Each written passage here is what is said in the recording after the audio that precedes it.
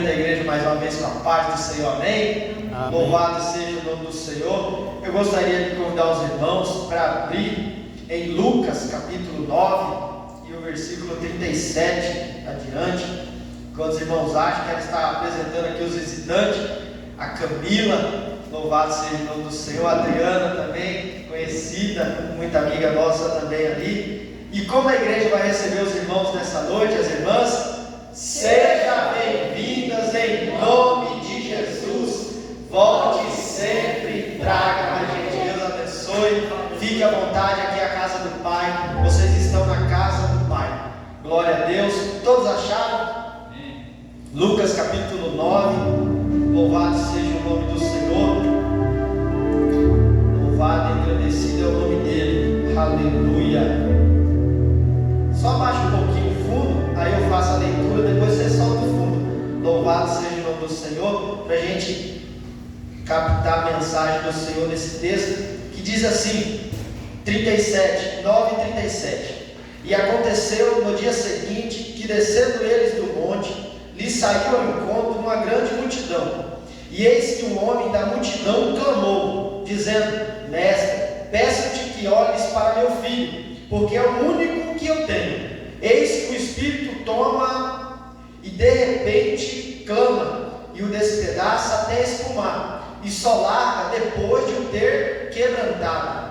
E roguei aos teus discípulos que o expulsassem, e não puderam. E Jesus respondendo disse: Ó geração incrédula e perversa, até quando estarei ainda convosco e vos sofrerei? Trazei-me cá o teu filho. E quando vinha chegando, o demônio o derrubou e convulsionou. Porém, Jesus repreendeu o espírito imundo e o curou o menino e o entregou a seu pai. Louvado seja o nome do Senhor. Os irmãos podem se assentar, glorificando o nome do Senhor. Pode soltar o fundo. Louvado seja Deus.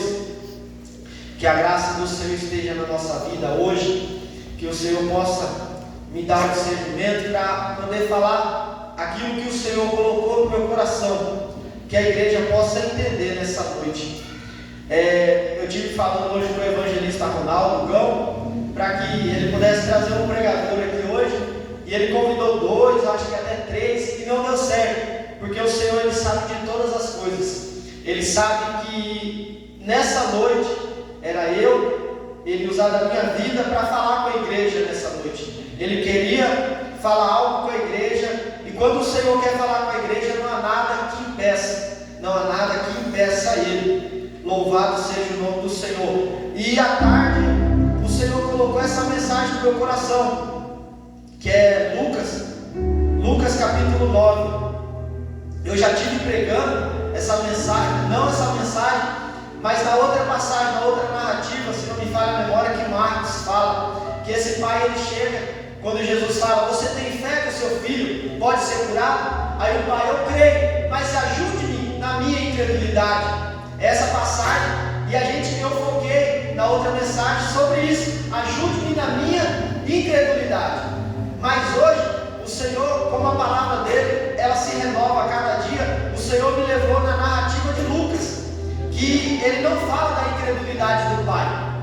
Lucas não narra que o pai pede: Jesus, me ajude na minha incredulidade.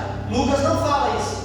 Mas em Lucas, o Senhor colocou no meu coração e me revelou a palavra hoje à tarde, que ele me deu 3 pontos.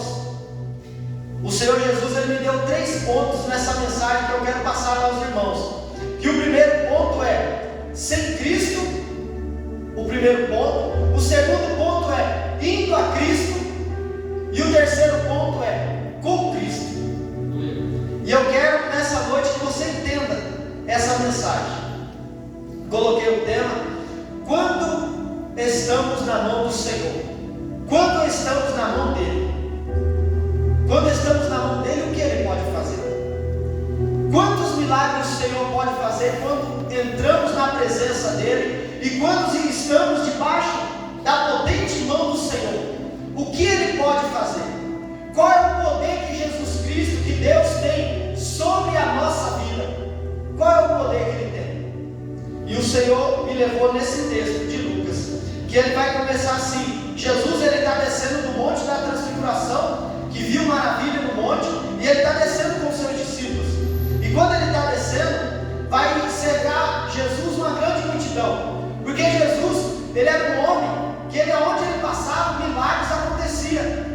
milagres aconteciam quando Jesus passava. Então não era diferente. Quando Jesus chegava no lugar, não era igual eu, não era igual você, que todo mundo era uma pessoa normal, não. Quando Jesus passava, a multidão chamava a atenção das pessoas, porque era um homem que estava curando na época. Então todo mundo queria se aproximar, porque todo mundo tinha algum problema, alguma enfermidade, algum problema em casa. Então todo mundo queria se achegar a Jesus. Para quê? Para que pudesse obter o seu milagre, para que a sua vida pudesse ser mudada através daquele homem, que era Jesus Cristo.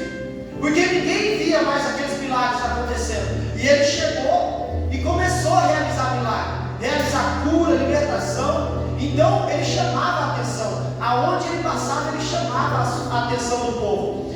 E dessa forma não foi diferente. Quando ele chegou, ele vai se deparar com um homem.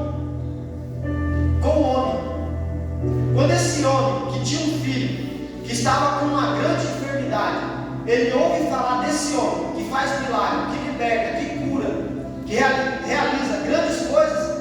Esse homem não pensou duas vezes.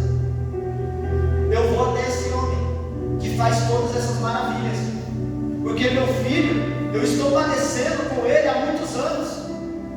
Então esse homem pode resolver o meu problema. Esse homem pode.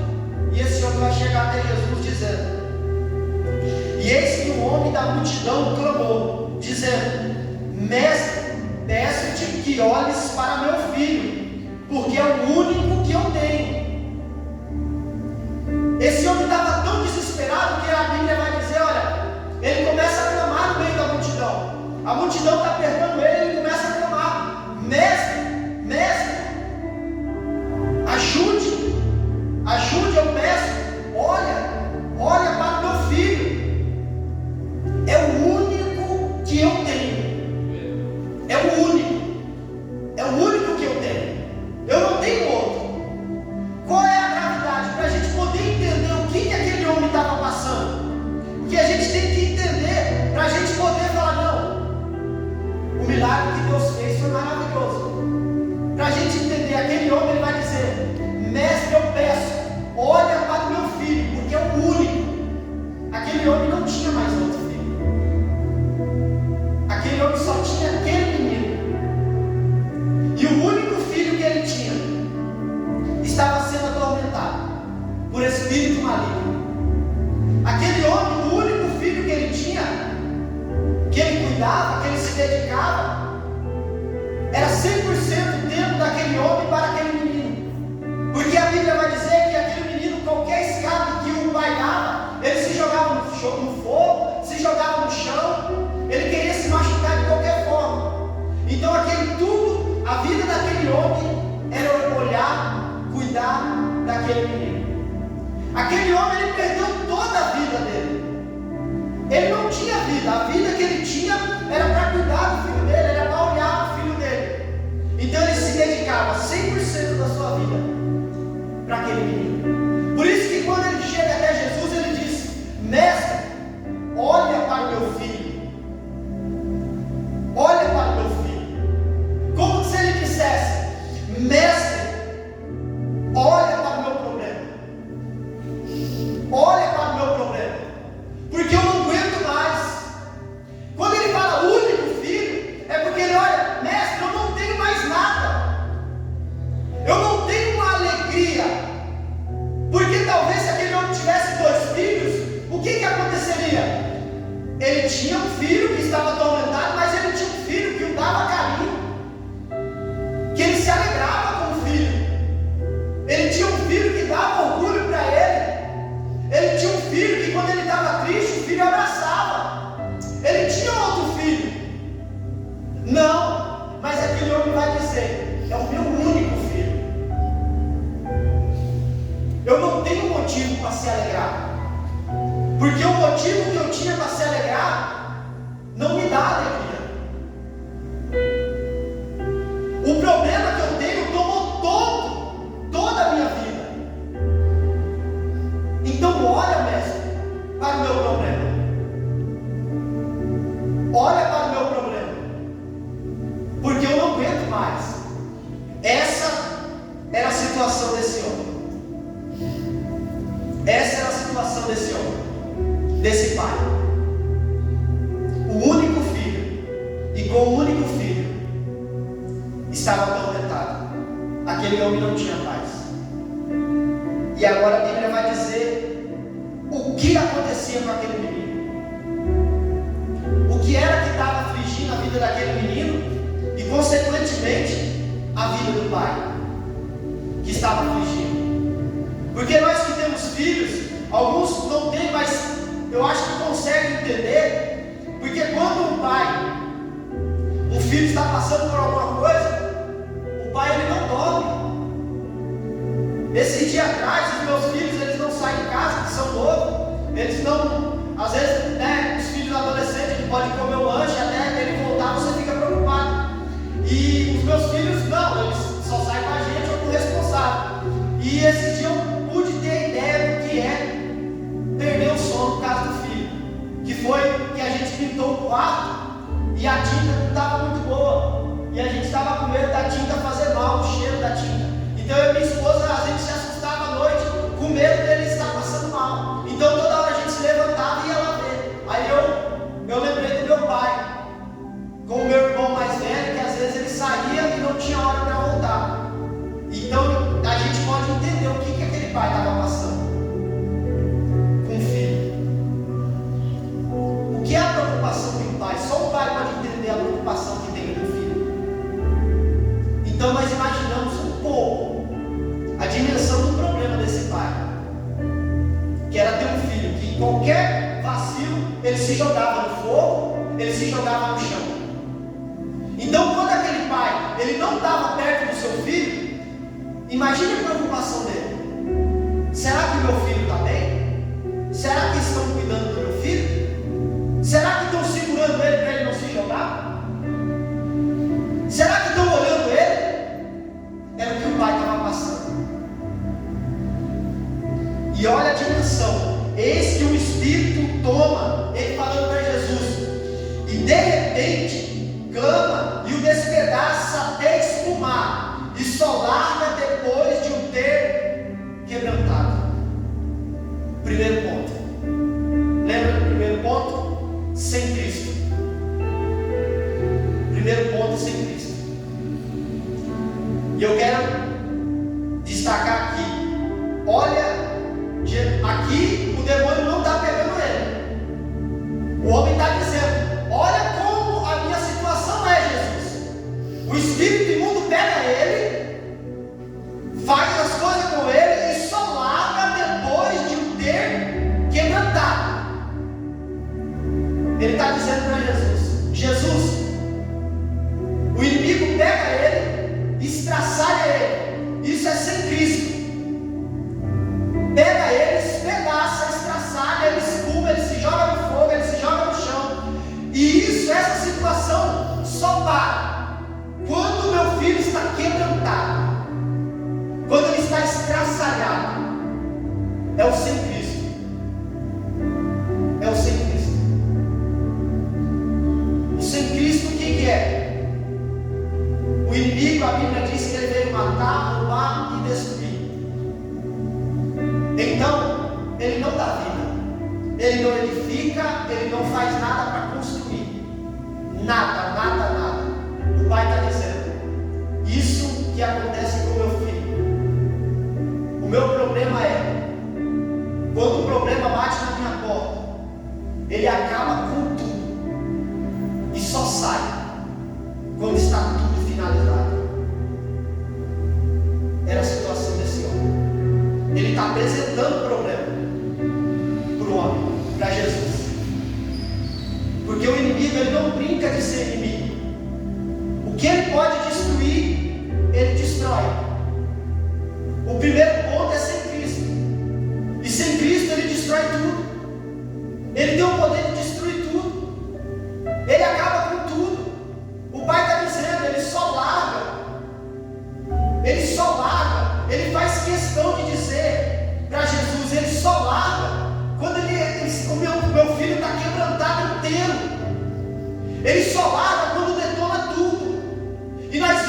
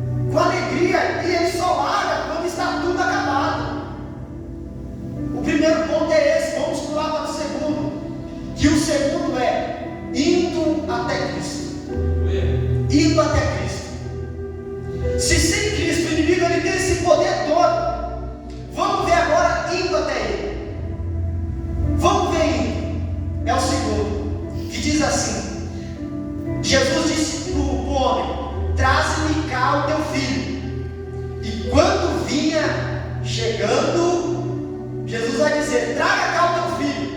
E quando o menino ia chegando em Jesus, quando ele ia chegando, o demônio o derrubou e o convulsionou. É o segundo ponto. É o segundo ponto. Quando nós falamos, agora você vê a Cristo, agora eu vou ter uma nova vida. Aí o inimigo, muitas das vezes, a nossa vida, muitas das vezes, vira de cabeça para baixo. Porque agora aquele menino, o pai está pensando. O pai está pensando, agora esse menino vai até Cristo e Cristo vai curar. E muitas das vezes é assim, agora nós vamos até a igreja e a nossa vida vai ser mudada. Agora a minha vida vai ser mudada de uma vez por todas. Agora eu não vou ter mais. O que o pai pensou? Meu filho está indo até Cristo. Meu filho já passou pelos discípulos. Os discípulos não puderam resolver o problema. Mas agora meu filho está indo até Cristo. Até Cristo não tem escapatória. Cristo vai resolver o meu problema. Agora eu estou indo e minha vida vai ser mudada. O pai deve passar um filme na cabeça daquele pai. Agora eu não vou ter mais a preocupação de ficar em cima do meu filho para ver se ele vai se machucar, para ver se ele não vai bater em alguém. Agora eu vou dormir em paz. Agora eu vou dormir a noite inteira. Mas a Bíblia vai nos relatar que quando Jesus disse: traz-me cá o teu filho, e quando vinha chegando, quando o menino estava perto de Jesus, perto de ter um encontro com Jesus, o demônio derrubou e o convulsionou. Naquela hora eu acho que passou um fio na cabeça do pai. Eu não acredito. Eu não acredito. Eu não acredito que o problema voltou aqui na frente de Cristo. Eu não estou acreditando. Não é possível. Será que é só comigo? Não é possível uma coisa dessa. Eu achava que Jesus ia resolver a minha vida. Eu achava que a paz, que excede todo entendimento, que o povo fala que está em Cristo, ia vir até mim essa paz, mas não está vindo. Quando meu filho está indo até Cristo, o demônio o convulsiona e o derruba. O demônio toma a vida do meu filho novamente, um problema surge na minha frente de novo. Mas eu estou perto de Cristo, como isso é possível? E muitas das vezes na nossa vida é assim. Quando estamos caminhando rumo a Cristo, o problema surge. Quando estamos caminhando até Ele. Mas tem um porém.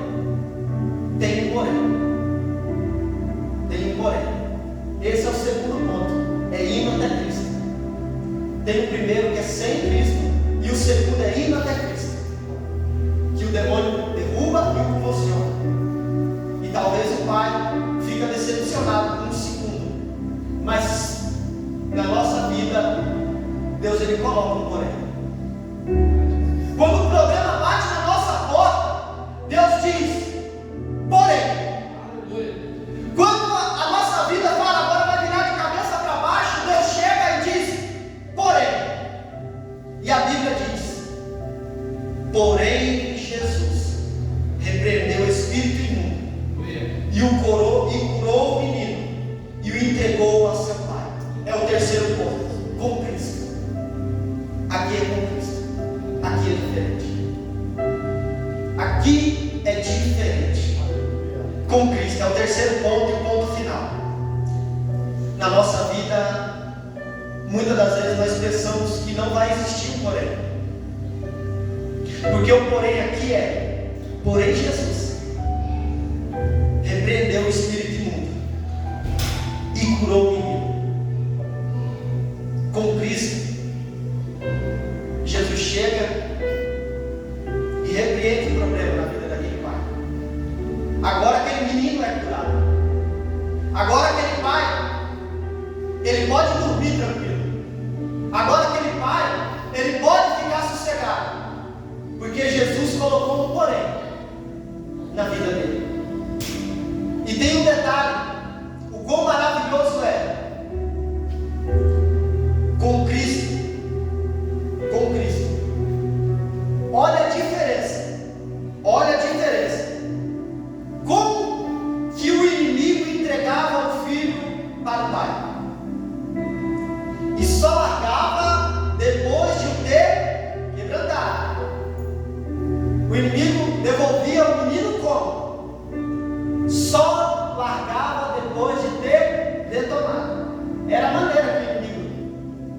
devolvia para o pai. Imagina o pai recebeu seu filho em casa, detonado, quebrantado. Imagina, e o inimigo só devolvia assim, não devolvia de outra forma, só devolvia quebrantado. Mas agora vamos ver com Cristo, que Cristo curou o menino e o entregou a seu pai. Como que Cristo entrega? Curado, liberta. Como Cristo é assim. Cristo ele restaura, Cristo ele purifica e ele entrega. Cristo ele não entrega como o inimigo entrega. Cristo não entra na nossa vida como o inimigo entra. Cristo ele não entra, porque a mesma Bíblia que diz que o inimigo veio para matar, roubar e destruir, é a mesma Bíblia que diz que Cristo veio da vida e vida com abundância. É a mesma Bíblia, é a mesma Bíblia que diz que Cristo edifica e dá vida e entrega.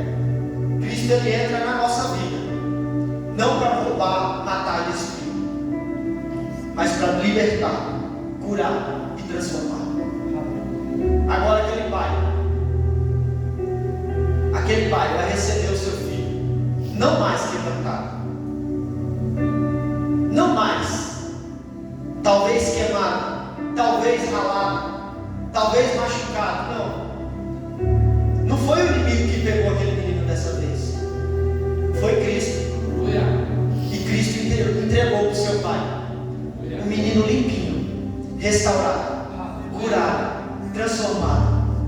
Porque é assim que Cristo faz na nossa vida.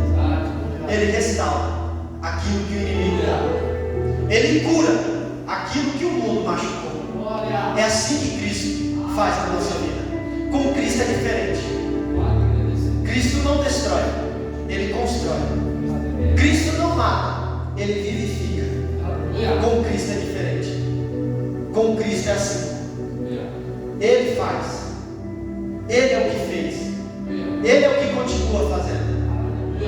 A Bíblia vai dizer em Jeremias que o Senhor vai chamar Jeremias e vai dizer: Jeremias, desce a casa do oleiro, desce a casa do oleiro. E ali a Bíblia vai dizer que o vaso se quebra e Deus vai reconstruir aquele vaso novamente. O vaso que seria perdido, Deus fala: não, eu vou construir ele novamente. Não posso eu fazer um vaso novo? Não posso eu. Cristo ele faz das coisas velhas, das coisas que o mundo não dá valor, ele faz coisas novas. Cristo, Jesus Cristo, ele é a palavra, ele é o verbo. Ele é o verbo. Que quando Deus falou haja luz, houve luz. Era Cristo ali. Ele era o verbo naquela hora. Haja luz e houve luz. Então ele faz coisas do nada. Do nada ele faz surgir alguma coisa. Então por que ele não pode fazer algo na nossa vida maravilhoso? Por que ele não pode? E o mesmo Jesus também em Ezequiel 37, no vale de ossos secos, um monte de ossos secos. Ele fala: filho do homem, profetiza. Profetiza. E Ezequiel vai profetizar e o osso vai ligar osso com osso, pele com pele ali, e o homem vai ficar de pé, e ele vai soprar novamente o espírito, o fôlego de vida naqueles homens, que era só osso. Ele restaurou aqueles ossos, ele restaurou o vaso de barro, ele restaurou, ele curou a vida desse menino que o seu pai sofria. E por que ele não pode restaurar a nossa vida? Se ele é Cristo, por que ele não pode trazer coisas novas para nós? Por quê? Se ele é Cristo Jesus, se ele é Cristo. Tem um primeiro ponto que é sem, que nós vimos. Tem o indo a Cristo e tem o com Cristo e tem o com Ele. Não importa qual ponto você esteja, não importa. Se nessa noite você decidir ir até o terceiro ponto,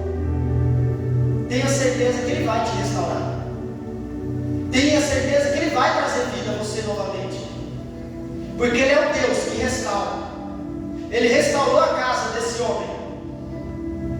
Porque muitas das vezes a gente pensa, mas era só um menino.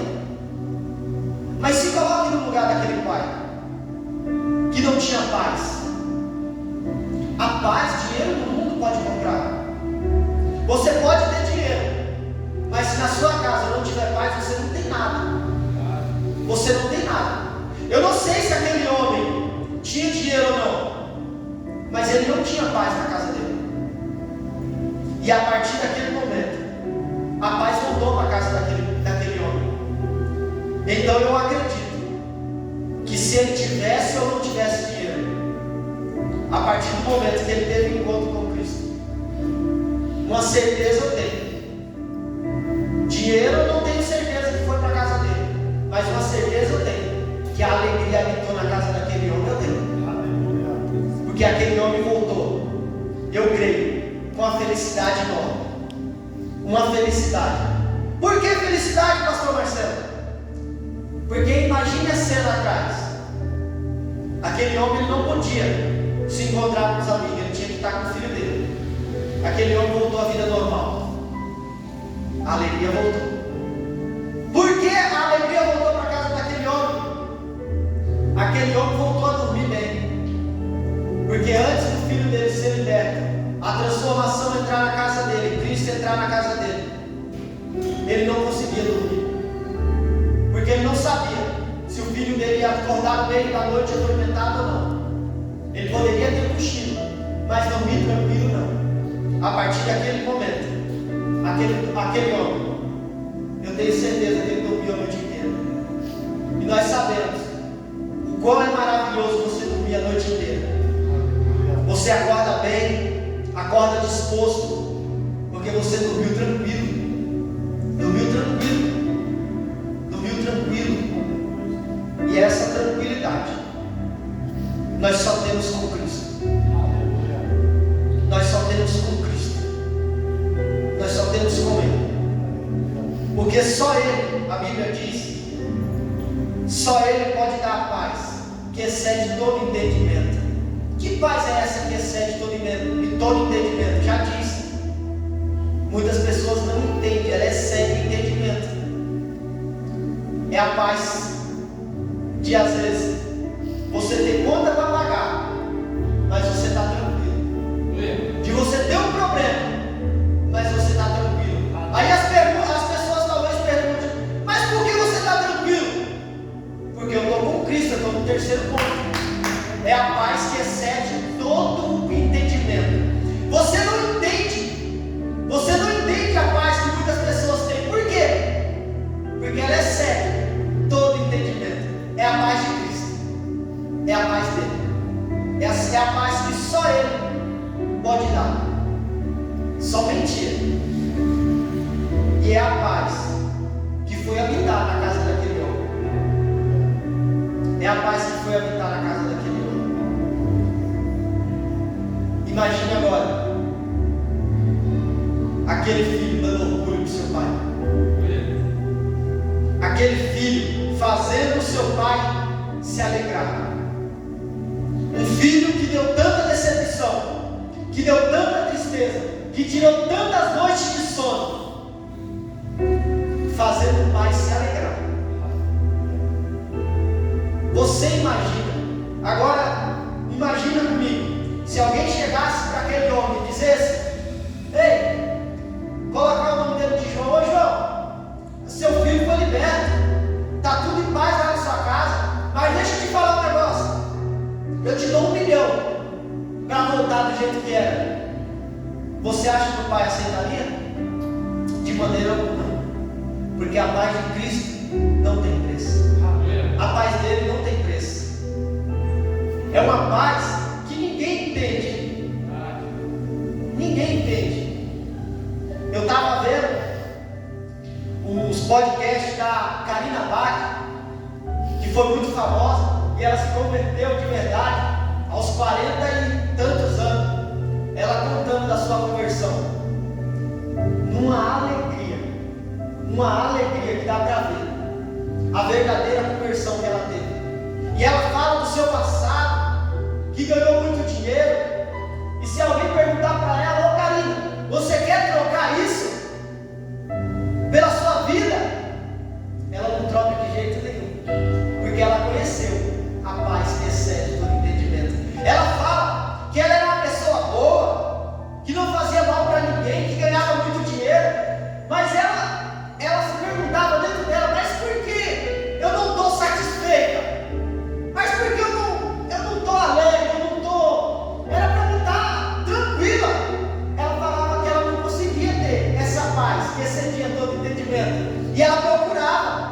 Foi quando o pai dela teve Covid e ele tinha problema respiratório, e Deus tocou nela naquele momento, e ela se converteu, e ela achou a paz que excede todo entendimento. Ela achou aquilo que ela procurava. Agora ela vive uma vida com Cristo, e agora ela tenta passar isso para as pessoas, dar essa notícia, a notícia do Evangelho, as boas novas. Olha, tem alguém que dá paz. Que paz que excede todo entendimento? Você não entende, mas você está em paz. Antes ela não entendia porque ela estava atribulada. Se ela tinha dinheiro, se ela tinha trabalho. Hoje ela não entende porque ela tem paz. Talvez porque ela não tem o dinheiro que ela tinha antigamente, mas ela tem a paz. E antigamente ela não tinha paz, mas tinha todo o dinheiro, e não entendia, porque ela não tinha a tranquilidade que só Cristo pode dar. E eu tenho certeza que o pai naquele dia teve essa alegria de ter um encontro com Cristo e falar: ei, seu filho está bem? Tá. Mas você não tem um trabalho? Não. Mas eu não tive só o meu filho liberto, eu tive um encontro com alguém. Não é só a libertação do filho, é um encontro com Cristo, é um encontro com Ele. A libertação, o resolver os problemas, é só consequência do encontro com Ele. Quando você encontra com Cristo, milagre é consequência. Nós não vamos até Cristo atrás de milagre, nós vamos atrás dele porque Ele é o que Ele é. E quando nós vamos atrás dele pelo que Ele é, o que é, algumas consequências batem na nossa porta. E consequência de encontrar com Cristo não é ser derrubado, não é ser estraçalhado, é ser renovado, é ser liberto. Consequência de encontrar com Cristo é libertação, é transformação, é alegria, é paz que excede todo entendimento. É a consequência de encontrar com Ele. Que nessa noite você possa levar essa palavra para sua casa. Não vou tomar mais tempo. Que os irmãos possam entender a palavra de Cristo, que ela possa fazer morada no seu coração, que ela possa habitar, que você possa reconhecer que quando você vai atrás dele, você pode receber consequências. E as consequências de encontrar com ele não é a consequência de encontrar com Satanás, com o inimigo, não. É consequência de transformação, de paz, de alegria, porque ele é amor, ele é alegria, ele é paz. Então ele não pode transmitir outra coisa, porque ele só tem isso. O inimigo não pode transmitir paz, não pode transmitir alegria, por quê? Talvez ele pode até querer, mas ele não tem isso. Só quem tem é Cristo. Só quem tem é Ele. A Bíblia diz, a Bíblia não, mas nós podemos, pela Bíblia, dizer que Cristo, Ele não tem amor. Ele é amor.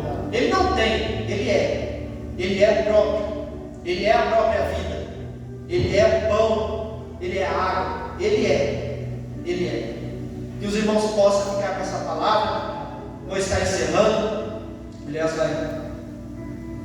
vamos estar encerrando então. Gostaria de convidar